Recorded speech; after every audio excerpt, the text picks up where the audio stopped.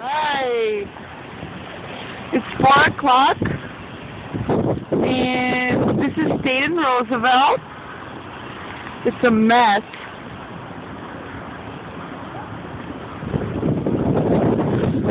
It has picked up big time. Snowing pretty badly.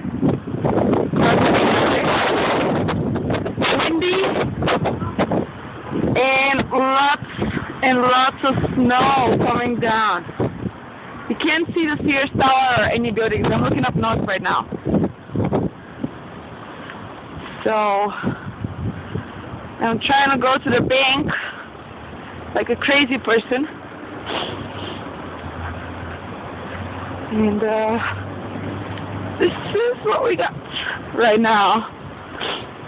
Now I'm all bundled up. Can't see anything. Okay. Maybe you'll keep an update every hour.